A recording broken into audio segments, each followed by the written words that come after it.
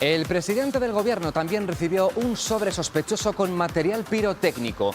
Fue el pasado 24 de noviembre, llegó por correo postal ordinario y fue detectado por el Departamento de Seguridad de Presidencia. Así ya son 5 los sobres recibidos. El último, esta pasada madrugada, iba dirigido al edificio de satélites de la base aérea de Torrejón de Ardoz.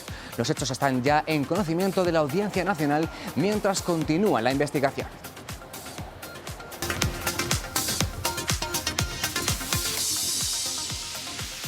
¿Qué tal? ¿Cómo están? El secretario de Estado de Seguridad da cuenta hoy de esos hechos conocidos después de las cartas bomba de ayer en la Embajada de Ucrania y también en una empresa de armas de Zaragoza. Mientras tanto, en el Congreso de los Diputados continúa el pleno después de los tensos momentos vividos ayer a cuenta de la ley del solo sí es sí. En el exterior de la Cámara, diputados y senadores del PP han pedido la dimisión de la ministra de Igualdad. Dentro también se estudian las enmiendas totales a la propuesta de reforma del delito de sedición. Estaremos allí en directo porque el debate, como se pueden imaginar, está servido. Y la lista de patrimonio de la humanidad incluye desde ahora también al toque manual de campanas, el lenguaje sonoro que tradicionalmente regulaba la vida festiva, ritual, laboral y cotidiana de nuestro país, ya es patrimonio inmaterial de la humanidad. Hablaremos con los campaneros zamoranos que tanto han luchado para que no se pierda ese toque. Y hoy, 1 de diciembre, es el Día Mundial de la Lucha contra el SIDA. El año pasado se diagnosticaron aquí, en nuestra comunidad, 13 nuevos casos y la tasa de incidencia se está estabilizando desde el año 2018. 40 años después del primer caso en España, hay nuevos tratamientos, avances, pero sigue la lucha por acabar con los estigmas, por prevenir y también para que la salud pública deje de ser, mejor dicho, un problema de salud pública en 2030. Trataremos el tema a fondo en el tiempo del análisis. Aquí comienza Está Pasando.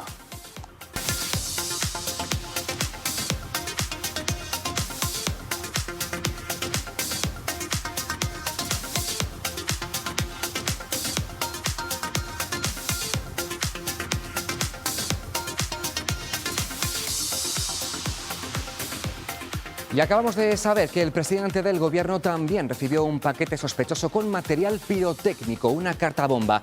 Fue el pasado 24 de noviembre, pero fue detectado a tiempo por el Departamento de Seguridad de Presidencia del Gobierno. La Policía Nacional ya lo ha comunicado a la Audiencia Nacional, que hoy ha abierto diligencias. Con este ya son 5 los sobres sospechosos detectados.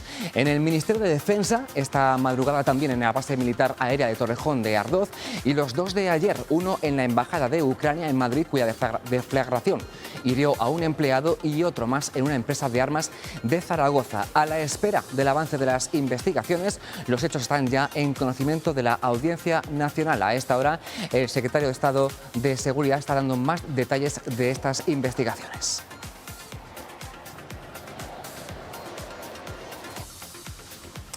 Y después de la tensión vivida ayer en el Congreso de los Diputados, hoy continúa allí la sesión de control al Gobierno y al término un pleno extraordinario debate las enmiendas a la totalidad de la propuesta del Gobierno de modificar el delito de sedición. Las presentan el PP, Vox, Ciudadanos, Junts per Cat y la CUP, y se acelera así su tramitación. Se ha acortado también el plazo para presentar enmiendas parciales. El Gobierno quiere que la reforma salga adelante antes de que termine este año. Estamos en directo en el Congreso de los Diputados para escuchar en qué punto están exactamente de ese debate, de esa sesión. Escuchamos. En el ejercicio anterior, que no se han integrado en la cuenta general del Estado. Tercero, se mantiene la falta de rendición ante el Tribunal de Cuentas de las cuentas individuales de algunas entidades. Cuarto, continúa la presentación ante el Tribunal de Cuentas de las cuentas anuales individuales fuera del plazo legal establecido al efecto. Quinto, la Administración General del Estado sigue careciendo de inventarios completos de los bienes que integran el inmovilizado material. Sexto, sorprende que no se incluya ningún párrafo de énfasis por el patrimonio neto negativo, que no sé si lo había dicho antes, asciende a 579.412 millones de euros. Sorprende que no se inste al Gobierno a elaborar un plan para reducir el desequilibrio patrimonial de las cuentas públicas. Silencio, por favor. Sorprende que no se inste al Gobierno a aprobar un plan a medio y largo plazo que permita cumplir con los objetivos de estabilidad presupuestaria Pues es la intervención en directo de un diputado de Vox en el hemiciclo en el Congreso de los Diputados. La sesión continúa, pero como saben, al término de ese pleno, otro pleno extraordinario abordará esa propuesta de reforma del delito de sedición. Un hemiciclo, por cierto, que ayer vivió, les recuerdo, momentos de tensión cuando la ministra de Igualdad acusó al Partido Popular de promover la cultura de la violación. La presidenta de la Cámara dijo que la expresión no era adecuada. El PSOE también se desmarca de esas palabras y hace algo más de una hora, a las 11 de esta mañana, el Partido Popular se ha vuelto a manifestar, ha vuelto a pedir a Irene Montero que dimita, que abandone el cargo. Y lo ha hecho así, como ven, concentrando a sus diputados y senadores en el exterior del Congreso, con los portavoces parlamentarios de ambas cámaras, Cuca Gamarra y Javier Maroto, a la cabeza. El Partido Popular ha pedido la dimisión de la ministra de Igualdad y la rectificación de la ley del solo sí es sí, que está provocando, aseguran, la reducción de penas de algunos agresores sexuales. Concentración de diputados y senadores del Partido Popular hace algo más de una hora a la puerta, como ven, del Congreso de los Diputados para pedir a la ministra de Igualdad que dimita y que rectifique esa polémica ley del solo sí es sí.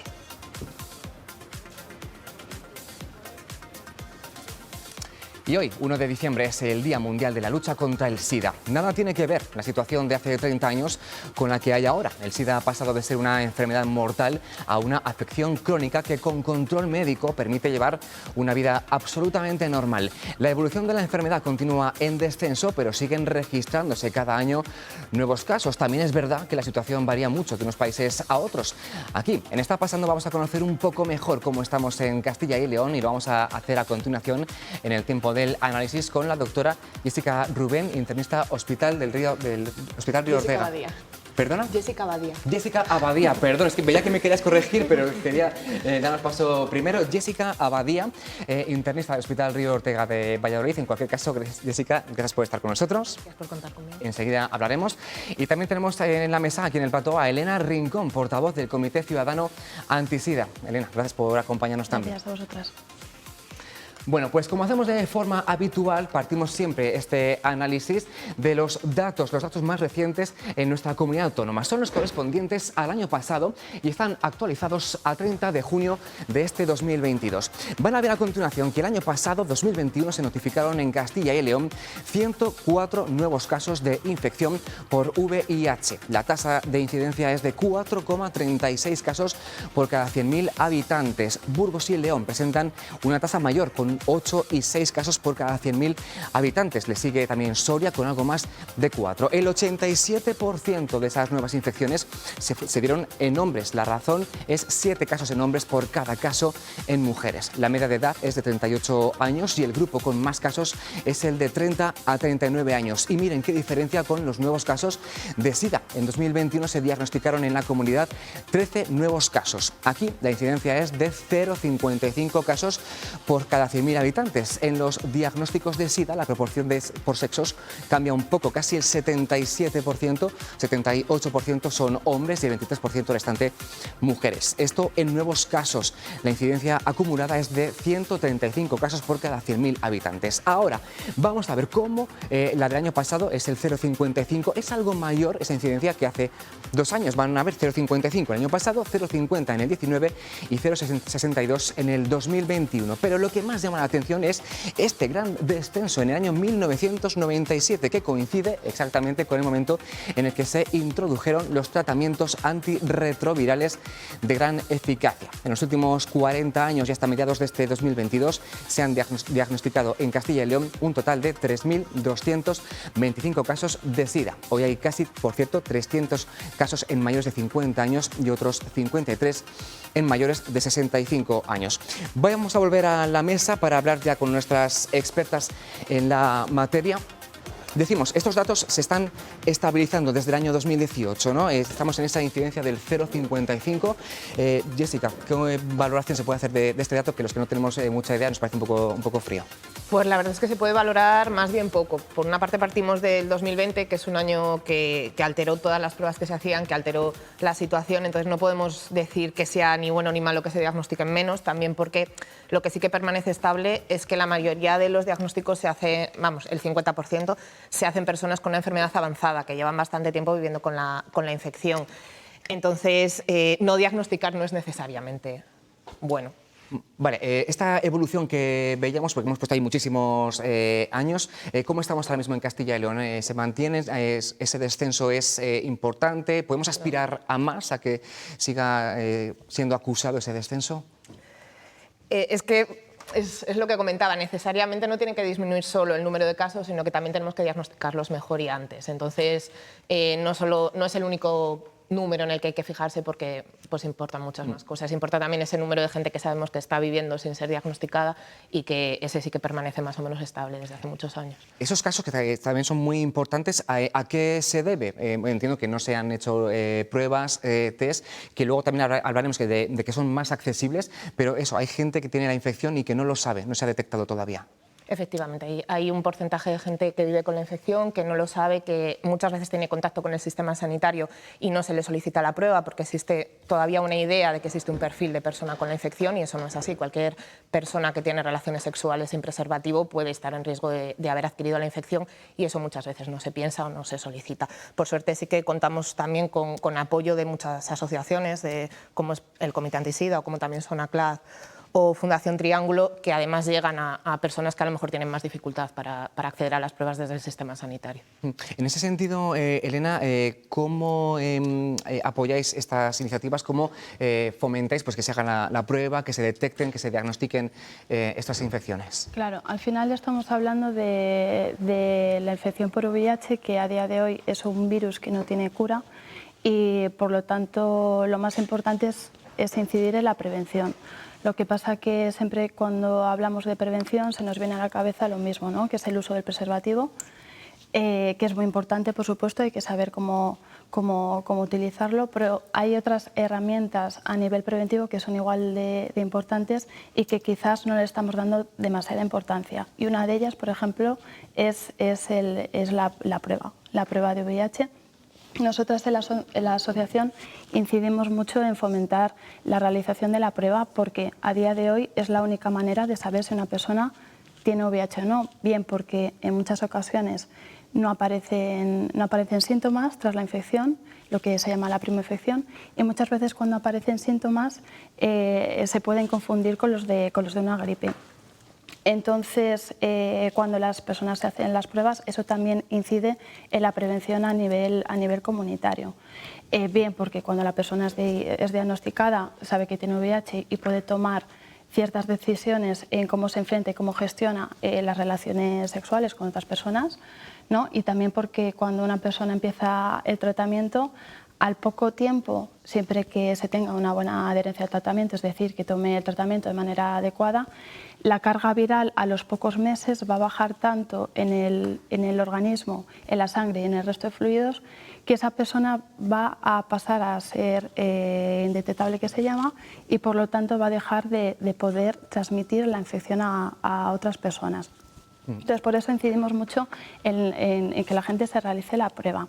Hay otras herramientas también preventivas que tenemos que tener en cuenta, como es la salud sexual integral, que nosotras también pues, creemos que es una asignatura pendiente, creemos que la salud sexual se debe incorporar en el sistema educativo de manera transversal, llegar a la parte de la población quizás más joven, incluso antes de que lleguen a mantener las primeras relaciones sexuales. Y insisto que no me refiero solo al uso del preservativo, sino también a adquirir pues una serie de herramientas y de información que lo que va a permitir es que, pues mejorar esa toma de decisiones.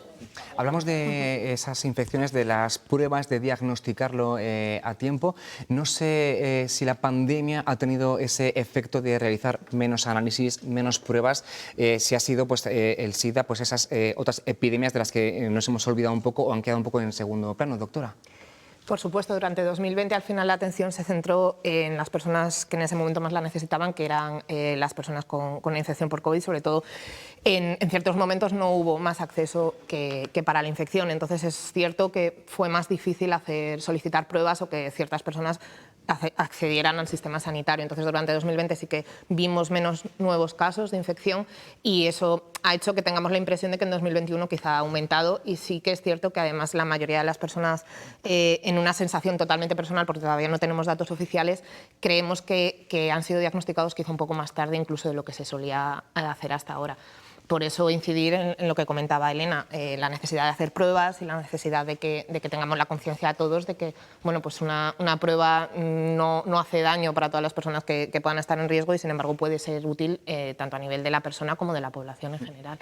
A consultas, por la proporción que veíamos antes en la pantalla, entiendo que llegan más casos de infecciones que los que luego desarrollan la enfermedad, porque no es lo mismo, ¿no? Hay que dejar bien claro que son cosas diferentes. Esto la gente lo tenemos claro, hay que seguir incidiendo en que lo uno no implica lo otro. Al final, SIDA es un concepto que significa que la enfermedad está avanzada y tiene una afectación a nivel de ciertos órganos, y la infección por VIH es pues eso, simplemente una infección que en algunas ocasiones incluso es asintomática. El problema bueno, pues es que el VIH es una infección que puede pasar asintomática mucho tiempo, que no tiene cura y que sin tratamiento puede ser mortal, con lo cual si no iniciamos el tratamiento a tiempo pasa a un estadio SIDA. En el momento del diagnóstico en nuestro país más o menos el 50% de los casos están en estadio SIDA, pero los demás normalmente entran en el sistema, comienzan a tomar el tratamiento, enseguida están indetectables y no tienen por qué tener mayores complicaciones de salud, pero sí que es cierto que ese otro porcentaje que ya está avanzado comienzan ya con dificultades y tienen más riesgo de tener distintas enfermedades y complicaciones. Vamos a irnos un momentito en directo a Palencia. Interrumpimos un poquito aquí el análisis porque en todas las ciudades y provincias hay actos con motivo de este Día Mundial de la lucha contra el SIDA, pues diferentes comités ciudadanos anti-SIDA que desarrollan diferentes acciones de concienciación. Estamos en directo con nuestra compañera Marta Caña en Palencia. Marta, muy buenos días. ¿En qué consiste allí la actividad de hoy del Comité Anti-SIDA? ¿Qué tal, Edu? Muy buenos días. Pues aquí en unos minutillos van a hacer una lectura del manifiesto y en el que también vamos a intentar concienciar un poco a la población. María, muy buenas. Hola, buenos días.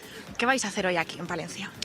Nosotros hoy leemos un manifiesto que se realiza de forma simultánea en toda España, en todas las ciudades donde hay una ONG como la nuestra, y lo que tratamos es un poco de sacar a la luz la situación que aún perdura y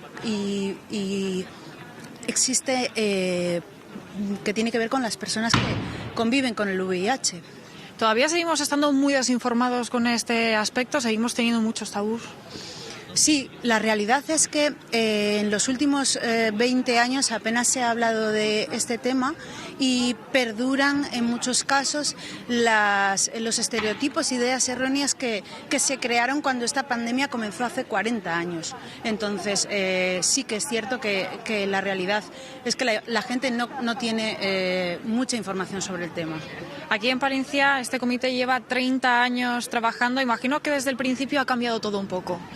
Ha cambiado totalmente. La realidad es que hace 30 años se unen madres, principalmente, madres de afectados, de personas que eran personas muy jóvenes que de repente se ponían muy enfermas y se morían, y en este intervalo pasaba muy poco tiempo. De esta situación de hace 30 años, cuando el comité nace, desde las familiares a la actualidad, el mundo es otro. La realidad de una persona con VIH en la actualidad es bien distinta. Simplemente es una persona con una infección crónica que toma medicación. Y eso ahora lo tenemos más normalizado, seguimos un poco igual, o bueno, ¿en qué punto? Sobre todo los jóvenes. Los jóvenes ahora además están teniendo cierto repunte y están infectándose. Las cifras nos dicen lo mismo desde hace 10 años. Todos los años aparecen 4.000 nuevos diagnósticos, más o menos, en España. La realidad es que las cifras no aumentan, tampoco bajan, y lo que sí que baja es la edad de los nuevos afectados. Más de un tercio de las personas que se descubren cada año que tienen VIH son menores de 35 años. La realidad es que hay un intervalo entre 20 y 29 años, que antes era un estrato de personas en los que apenas había casos, y ahora mismo es un porcentaje muy elevado. Pero es algo curioso porque luego cuando hablamos entre nosotros nadie conoce a nadie que tenga VIH. La realidad es que 1 de cada 300 personas en España tiene VIH. Hay más de 150.000 personas con VIH en España. Las personas, en muchos casos, llevan su situación de VIH en silencio. Apenas se lo comentan exclusivamente quizás con sus familiares, con sus entornos más cercanos, porque la situación de rechazo y de discriminación que perdura aún hace que tengan miedo a perder su trabajo o a perder amistades o a que su entorno social se enfade incluso. Tenemos que insistir más en la educación para evitar estos puntos, para evitar que se sigan viendo tachados. Sí, desde luego. Una de las situaciones que más estigma generan es el desconocimiento. Cuando algo no sé lo que significa, me da miedo, y cuando me da miedo lo aparto. Cuando la información llegue a toda la sociedad y esto pase a ser lo que en realidad es para todos, una infección crónica, habrá mucha más gente que se haga la prueba, que sea más consciente de que en algún momento de su vida ha tenido alguna práctica de riesgo y se reducirá el estigma sobre este colectivo. ¿Nos da mucho miedo hacer esa prueba? Sí. Hacemos muy pocas pruebas del VIH, a pesar de que existen un montón de formatos para hacerla y que, por ejemplo, nosotros en nuestra asociación o en la farmacia de San Pablo existe un formato de prueba rápida que se hace en menos de 30 minutos y que es anónima. No tiene que dar la persona ningún tipo de dato. A pesar de ello, en muchas ocasiones las personas no se hacen la prueba, incluso algunas personas sabiendo que su posibilidad de haberlo contraído es real. Hay un dato muy claro, que es que la mitad de los nuevos diagnósticos llegan tarde. Son personas que debían de haber empezado a tomar medicación hacía mucho tiempo. Eso es una realidad que pasa constantemente y para eso, para solucionar la detección precoz, necesitamos hacernos la prueba antes. Entonces hacemos un llamamiento para aquellos que piensen que en algún momento no han tomado las precauciones necesarias, que vayan, que sin miedo, que además es anónimo, como bien decías, y que no tengan miedo. Lo mejor que le puede pasar a una persona que tiene VIH es saberlo. La situación actual nos dice que las personas descubren que tienen VIH muy tarde, cuando en realidad la gran mayoría de la población ha tenido o va a tener una o muchas prácticas de riesgo. El VIH ahora mismo es claramente una infección de transmisión sexual y sus prácticas de riesgo son muy claras y son exclusivamente tres. Solo puedes contraer VIH en una penetración vaginal sin preservativo, en una penetración anal sin preservativo o practicando sexo oral a otra persona. Si alguna vez a lo largo de tu vida o muchas veces has realizado alguna práctica de estas sin preservativo, que es algo muy habitual, lo ideal sería hacerse la prueba. En cuanto a las pruebas, ¿qué tipos de pruebas tenemos? Hay diferentes formatos. La prueba que hacemos nosotros en el comité y la de la farmacia que comentaba antes se hace recogiendo una muestra de fluido oral. Es completamente gratis y es rápida. Existe otro formato que también es convencional, que es acudir al sistema sanitario. Entonces, en la atención primaria uno solicita hacerse una serología completa y además de hacerle el VIH le van a hacer el resto de las infecciones que aparecen en sangre, las hepatitis, la sífilis, las infecciones que se contraen por transmisión sexual. Pues muchísimas gracias, María, por estar hoy con nosotros. Y os dejamos porque ahora en unos minutos haréis esta lectura del manifiesto. Así que Edu, nosotros nos despedimos desde aquí de Palencia, que queremos estar atentos a este manifiesto. Sí, os dejamos ya porque es eso, a la 1 de la tarde se hace esa lectura, así que todo el que quiera participar aún está a tiempo de acercarse ahí a Palencia. Y quería retomar estos testimonios y datos, Elena, para preguntarte de forma ya más práctica y concreta cómo afecta ese estigma que todavía arrastran las personas que tienen infección o que han desarrollado la enfermedad. ¿Qué situaciones se ven involucradas de discriminación, de estigma que les perjudica en su día a día y que les diferencia del resto de personas?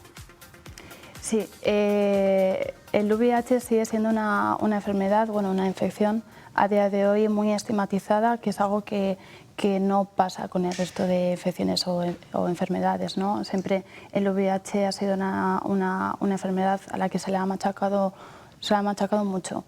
Desde el inicio de la epidemia, cuando empezaron a surgir los primeros casos, se empezó a generar una imagen extremadamente negativa de lo que era vivir con VIH. Muchas veces por la desinformación y otras veces por, bueno, pues cómo los medios de comunicación trataban también ciertas noticias, ¿no? A lo largo de este tiempo y sobre todo desde que se descubrió el agente causal del SIDA, hubo ciertas culpabilidades o responsabilidades que se atribuyeron a un grupo de personas que automáticamente empezaron a ser, bueno, se empezaron a considerar como enemigas de la sociedad, ¿no? Ese estigma y esa xerofobia al final se traduce en discriminación que afecta a la calidad de vida de estas personas en todos los ámbitos, pero lo que quizás sí que no sabe mucha gente es que ese estigma también nos influye a todas, ¿no? Porque precisamente ese estigma es uno de los motivos por los cuales muchas de las personas no llegan a acceder a hacerse las pruebas de VIH, en muchos casos por temor al resultado, ¿no? Y entonces eso a su vez se traduce en un retraso diagnóstico, como decía Jessica, y a su vez se traduce en que una parte importante de la población no sabe que tiene VIH. Tenemos que contar que a día de hoy la gran mayoría de los diagnósticos se producen por la vía sexual, pero cuando la persona no sabe que tiene, cuando una de las personas en esa relación sexual no sabe que tiene VIH. Entonces, ese estigma nos afecta de manera global. Es que una persona que tiene dificultades, por ejemplo, para contratar un seguro o para viajar en avión, dice, ¿para qué me voy a hacer la prueba si es que me va a perjudicar en algo tan concreto, tan especial como eso, con lo que no tenemos problemas otras personas? Doctora, una persona que le llega a la consulta, que llega al médico con la infección, ¿qué le va a pasar? ¿Cuáles son los siguientes pasos? ¿Cuál es el procedimiento? Bueno, normalmente se hace aparte de una historia clínica completa por conocer las características de la persona y distintas situaciones, se hace una analítica en la que intentamos conocer la situación en la que están respecto a sus defensas y muy pronto, a veces incluso el mismo día, se inicia el tratamiento. El tratamiento ahora mismo es un tratamiento que es bien tolerado, tenemos muchas opciones distintas, normalmente ya no es esa imagen que muchos tenemos en mente de una persona sujetando cientos de pastillas en la mano, ahora mismo muchas veces se basa en 1 o 2 pastillas, en una única toma al día incluso, y se tolera muy bien. Y en el momento que la persona tiene la enfermedad indetectable, que es lo que significa es que no hay virus en su sangre, pasamos a alargar las visitas incluso 2 veces al año simplemente, o sea que requiere el control de cualquier enfermedad crónica, pero sin suponer muchas más complicaciones a la persona. Además también hay nuevos tratamientos, ¿no? En la cartera de sanidad de nuestro país ya se incluye esa inyección que reduce, en lugar de una pastilla al mes, creo que es, ¿no? Es una inyección cada 2. El tratamiento hasta ahora es un tratamiento diario en comprimidos y el nuevo del que estamos hablando es un tratamiento inyectable que está aprobado ya y pasará a estar disponible muy pronto, que se trata de una inyección, bueno, realmente 2 inyecciones cada 2 meses. Es un tratamiento que, bueno, no es un tratamiento para todo el mundo, cada persona pues tiene unas características, una situación y en base a eso se elige, pero sí que es una opción nueva que tenemos disponible y que en ciertas situaciones pues puede facilitar mucho la vida y el seguimiento. Y que cambia aún más la atención y el tratamiento, ¿no? De hace, como decía, hace unas décadas ese coste también para la persona de tomar tantas pastillas a un par de inyecciones cada 2 meses, eso lo cambia todo. Eso también tiene que animar a la gente a dar el paso, ¿no? A hacerse la prueba y seguir el proceso. Por supuesto, pero sí que también recordar, lo primero que he dicho respecto a este tratamiento es muy bueno, es una opción más, pero es una opción más, no es la opción para todo el mundo, ni mucho menos, pero sí que pues, para algunas personas puede suponer mucho cambio. Y respecto a las pastillas, pues bueno, aunque sea un tratamiento diario, sí que, como digo, es un tratamiento que se tolera bien, que habitualmente no da ningún tipo de problema y que sí que supone el tener ese recuerdo cada día de tener que tomar la pastilla, pero que muchas veces no tiene ninguna otra implicación. Entonces, hay que tener esa idea de que el VIH por hoy no supone ni mucho menos una sentencia de muerte, que se convierte en una enfermedad crónica, que además no supone ningún tipo de riesgo para las personas del entorno, que como comentaba la persona del comité de Palencia, se transmite principalmente ahora mismo por vía sexual e incluso en esas personas que tienen la infección, si están en tratamiento, están indetectables y no pueden transmitirla ni a sus parejas sexuales. Y eso es muy importante que lo recordemos y que no tengamos miedo, muchos tenemos interiorizado el estigma y cuando tratas a diario con personas que tienen la infección te cuentan muchas situaciones que viven cotidianamente y que pensamos que eso está superado, pero no es así para nada. Y esa, la palabra, el concepto indetectable es clave, no sé si todo el mundo lo maneja. Hablando de tratamiento, se habló en algún momento de esa vacuna, que es igual un poco la panacea, pero que no llega, ¿no? Que está lejos. Me decías, eso es teoría, no sabemos cuándo Ahora mismo está bastante avanzada, de hecho además hay varios centros españoles que están trabajando en ella, pero todavía es eso, es un concepto teórico y lo que tenemos ahora en la mano es trabajar en prevención, trabajar en diagnóstico temprano y trabajar en esos tratamientos que tenemos disponibles. Bueno, pues son justamente los 3 objetivos de la estrategia de nuestro país para hacer frente a esta epidemia. A la vuelta de una breve pausa hablamos de eso, de los tratamientos, de las pruebas y seguimos analizando este día de la lucha mundial contra el SIDA. Hasta ahora.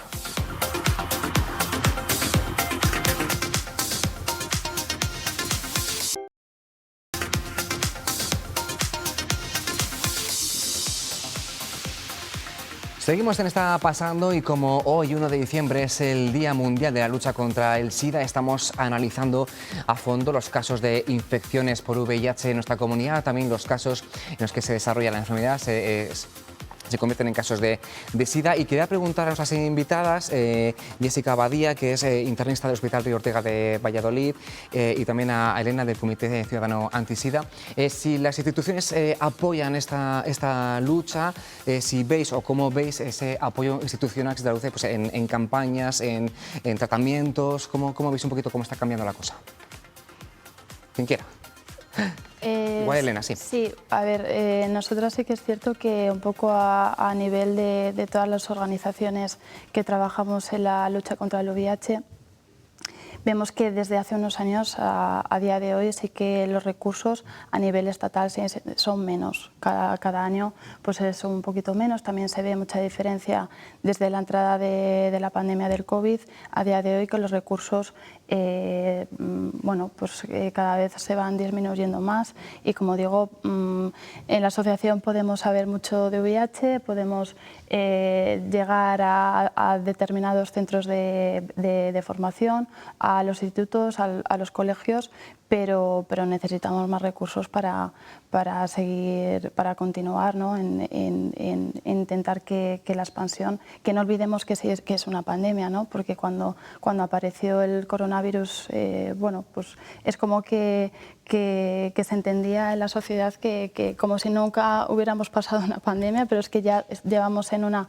desde hace 40 años y seguimos en esto, ¿no? Entonces, los diagnósticos desde los primeros casos y desde que llegó aquí en España, sí es cierto que han disminuido mucho y fundamentalmente gracias a la aparición de los antirretrovirales, pero sí que vemos que desde hace unos años bueno, en los últimos datos que tenemos, que ahora mismo se han publicado, que son los del 2021, esa disminución en los nuevos diagnósticos se ha ralentizado y de hecho se ha estancado, ¿no? A día de hoy, más o menos al año hay solo en España más de 3.000 diagnósticos, nuevos casos, que si lo dividimos por los días que tiene el año son unos 10 nuevos diagnósticos al día en España, ¿no? Entonces es algo que sigue ahí, claro. Doctora.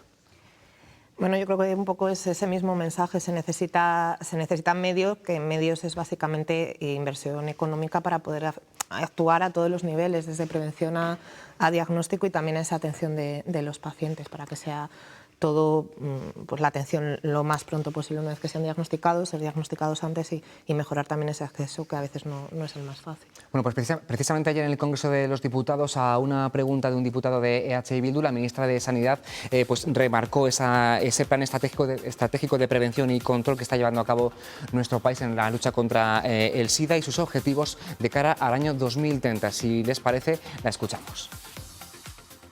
Estamos luchando de manera rotunda también contra el estigma asociado a la enfermedad, que es muy importante, con ese plan, con ese pacto social contra la discriminación asociada a las personas con VIH. España es líder mundial, son 180 entidades locales que se han sumado a la estrategia, a la Declaración de Sevilla, y somos referentes por el trabajo que estamos realizando. Por tanto, nuestro objetivo compartido es acabar con el VIH como un problema de salud pública en el año 2030.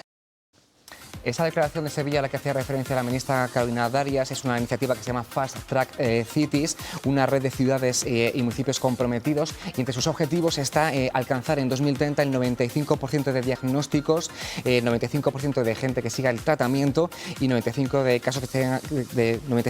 casos que tengan una carga viral indetectable. ¿Son objetivos razonables, alcanzables? En 2030 quedan 7 años.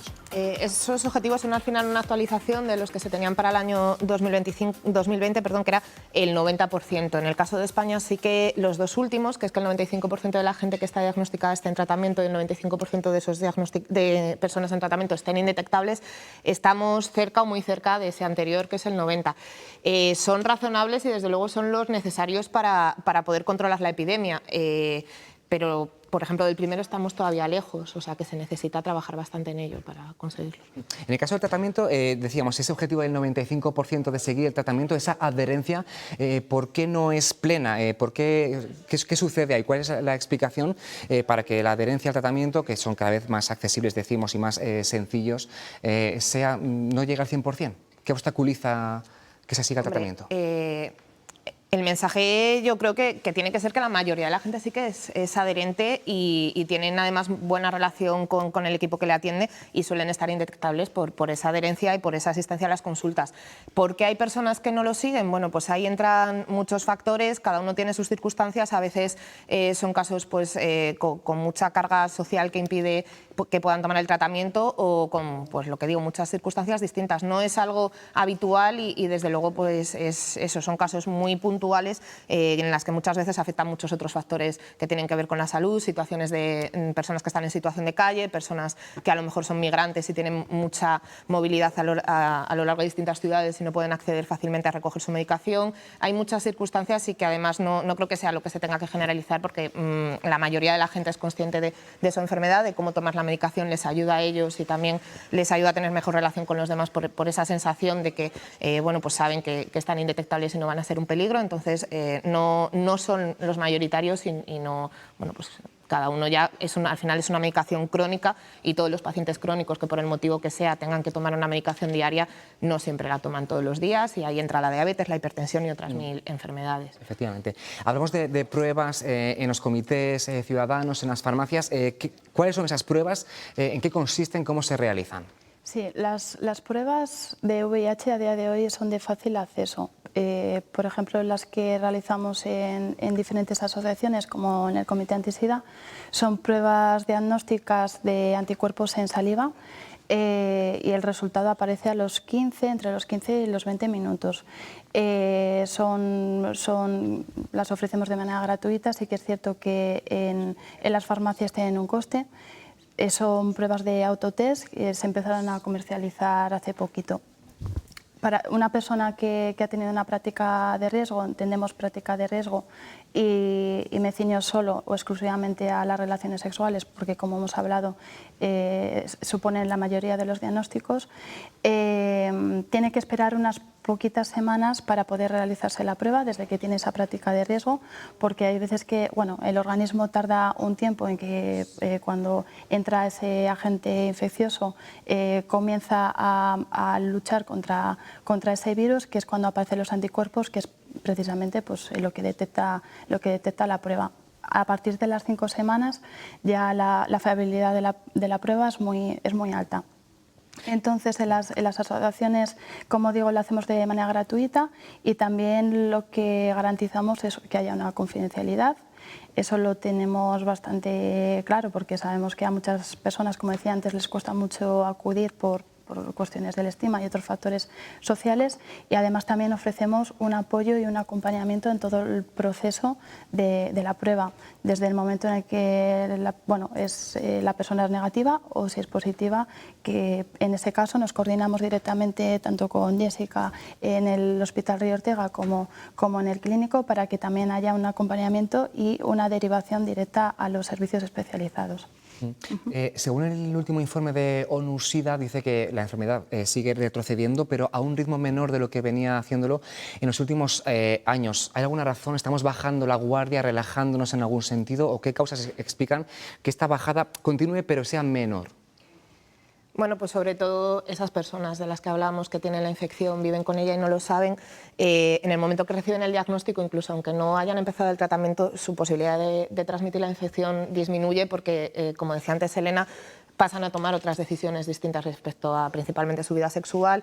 Entonces, si no lo saben, pues obviamente pueden seguir transmitiendo la infección. Entonces, probablemente todos esos nuevos casos que sabemos que hay, pues tienen que ver con esas personas que no lo saben y siguen transmitiendo la enfermedad. Por eso es tan importante y hemos repetido varias veces lo necesario que es ese diagnóstico precoz y esa prueba en el momento que se pueda decir. Sobre las pruebas, que bueno, pues aparte de que en cualquier centro sanitario, si se habla con el médico de familia o con otro profesional que atienda, se pueden realizar, está el día 5 y el día 7, con motivo del Día Mundial del SIDA, en Valladolid se van a hacer maratones de cribado, tanto en el Comité Antisida como en la Fundación Triángulo, como en Médicos del Mundo. Entonces, cualquier persona que piense que a lo mejor ha tenido una situación de riesgo o simplemente quiera sentirse más seguro respecto a su salud, puede ir a hacerse la prueba de forma anónima y gratuita. Pues apuntamos esos días en Valladolid, 5 y 7.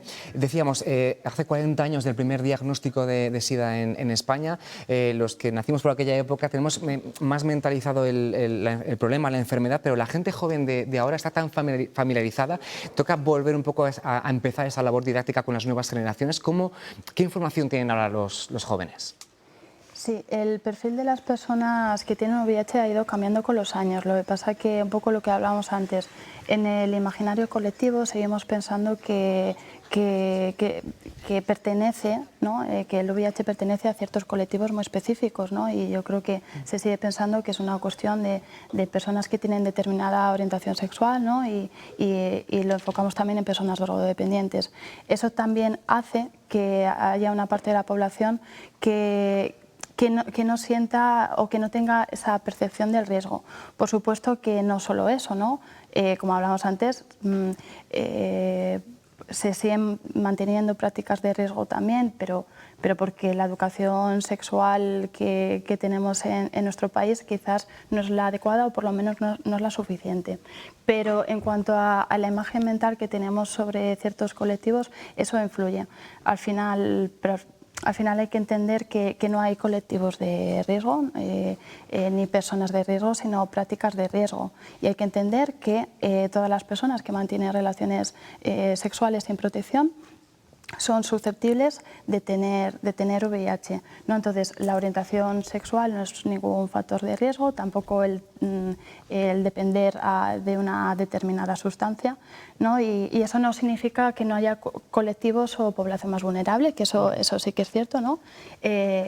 Por ejemplo, bueno, pues las mujeres trans, que está comprobado que tienen una probabilidad 50 veces mayor de adquirir VIH, y eso únicamente se da por ciertos factores sociales y por el estigma, la discriminación que ya de por sí sufren muchos colectivos, y que eso va a influir de manera negativa obviamente en su salud sexual y en todo lo que tiene que ver con los cuidados, ¿no? Lo que es el autocuidado.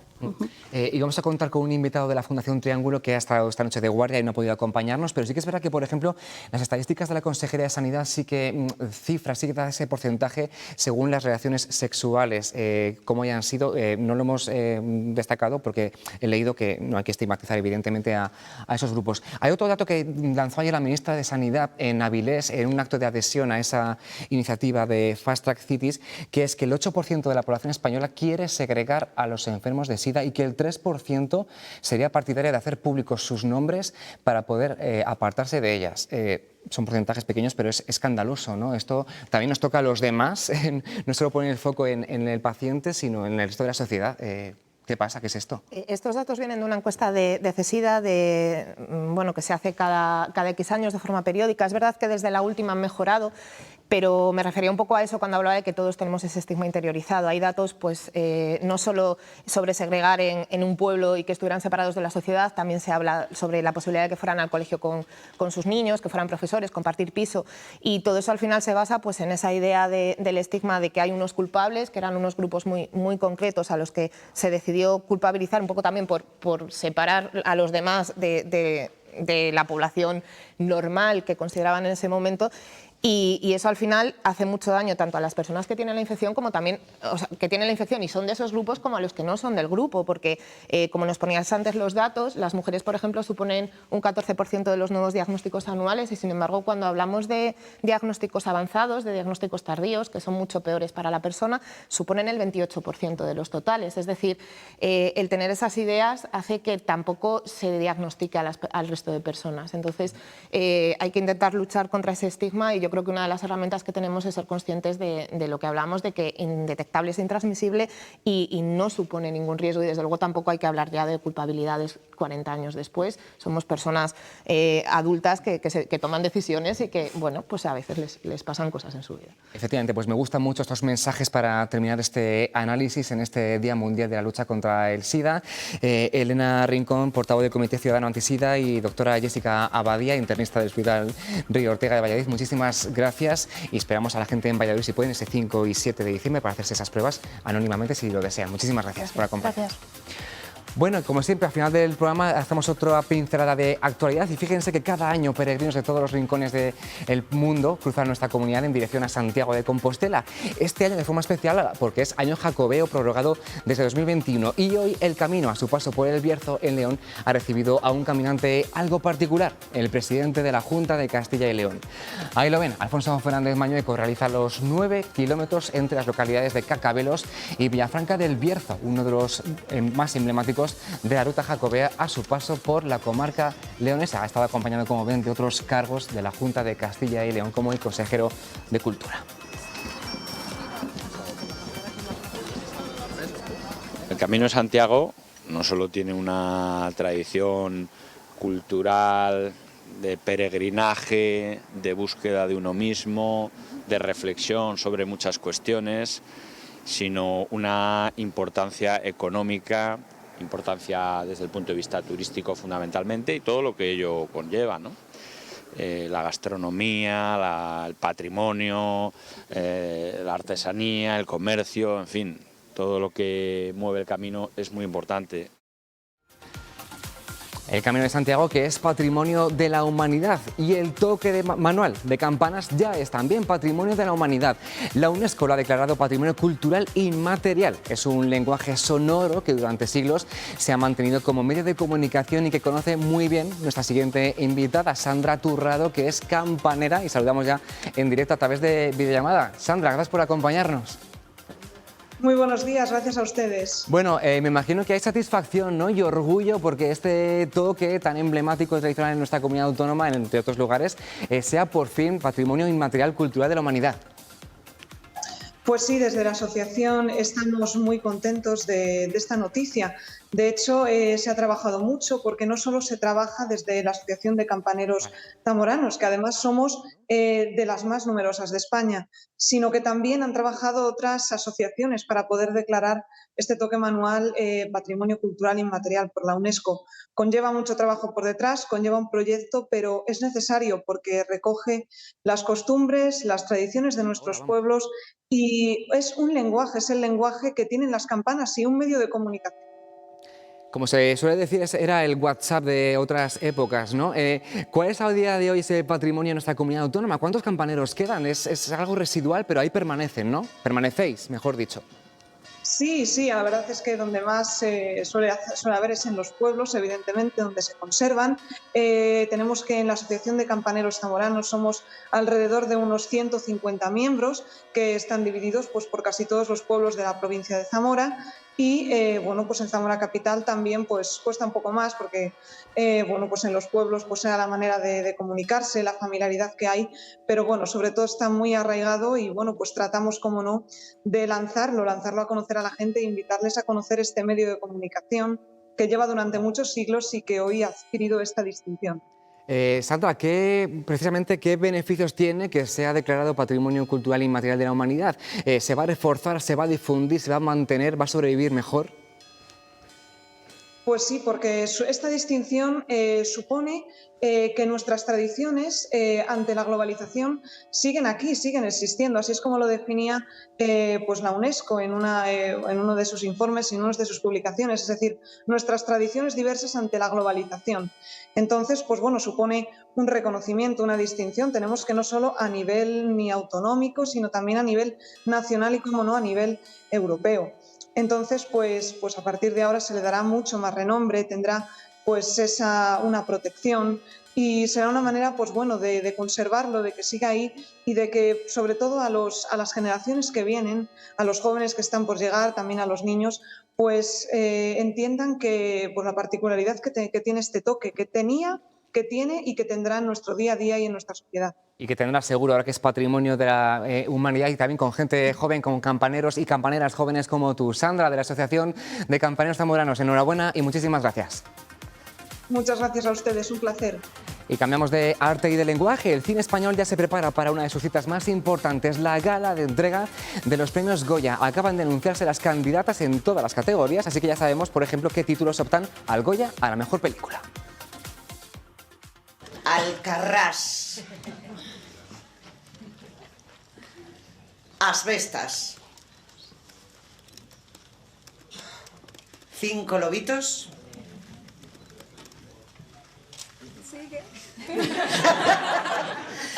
La maternal.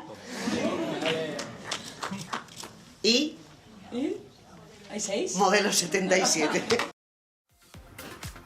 Claro, Blanca Portillo barre para casa por la película que le toca a ella. En cualquier caso, la gala se celebra el 11 de febrero en Sevilla. Antonio de la Torre y Clara Lago serán los presentadores, así que habrá que ver quién gana finalmente el Goya a la mejor película y el resto de candidaturas. Así llegamos al final. Mañana volvemos aquí en directo a las 12:30 en Está Pasando. Gracias. Adiós.